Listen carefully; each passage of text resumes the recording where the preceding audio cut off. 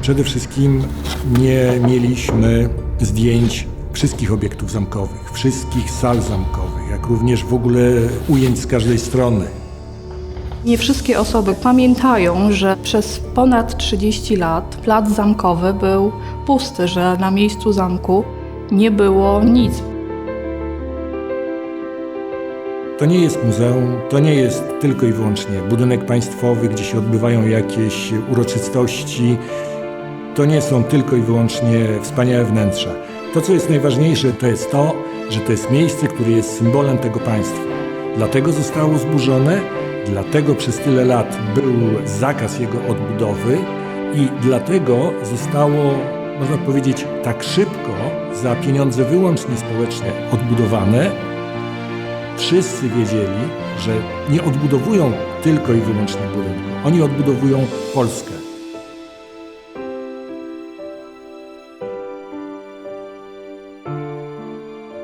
Fascynuje mnie każdy następny dzień. Jest tyle nowych projektów. Chociażby wspomnijmy o digitalizacji.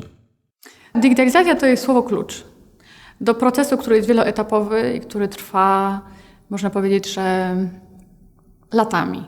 Digitalizacja to jest przetworzenie rzeczywistości materialnej w rzeczywistość cyfrową.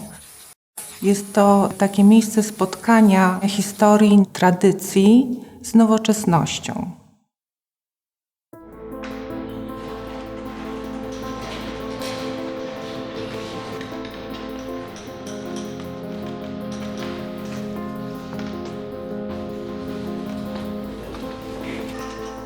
Pierwszą czynnością jest demontaż obiektu. Ten obraz pochodzi z jednej z najcenniejszych serii obrazów, jakie mamy w zamku, serii widoków Warszawy Bernarda Bellotta, zwanego Canalettem. I te obrazy są taką właściwie ikoną Warszawy i ikoną zamku, można powiedzieć. A oczywiście przyczynił się do tego kunszt samego malarza, który w sposób znakomity, precyzyjny, pełny finezji potrafił oddać i detale architektury, ale też życie, które się toczyło na warszawskich ulicach.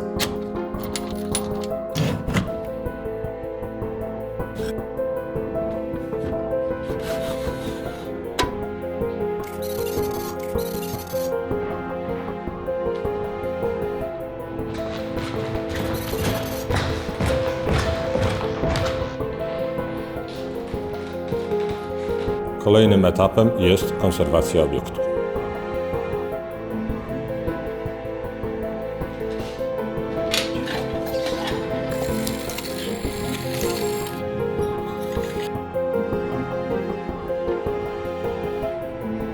Digitalizacji będą podlegać wszystkie zbiory, które znajdują się na Zamku Królewskim. Od obrazów, poprzez meble, medale.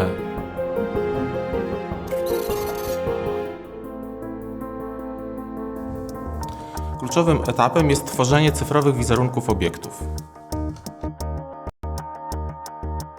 No, przede wszystkim wyzwanie, bo jest to działanie pionierskie. Jest to coś, czego jeszcze niewiele osób robiło w ogóle.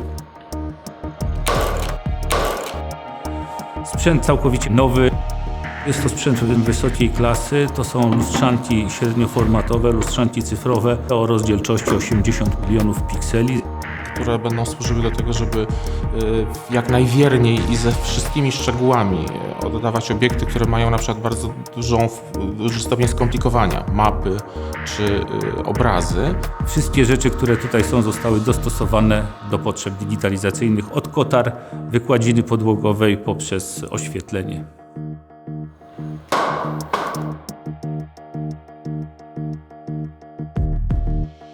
Finałem tego procesu jest udostępnienie w internecie. Czyli otwieramy zbiory dla bardzo szerokiej publiczności.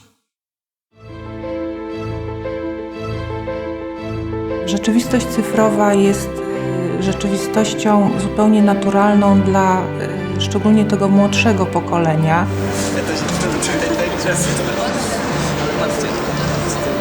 Zbiory zamku powinny do tego świata cyfrowego również należeć, powinny być elementem tego świata cyfrowego. Wiąże się z tym również archiwizacja długoterminowa. Będziemy mieli materiał, który zachowa dziedzictwo kultury dla przyszłych pokoleń.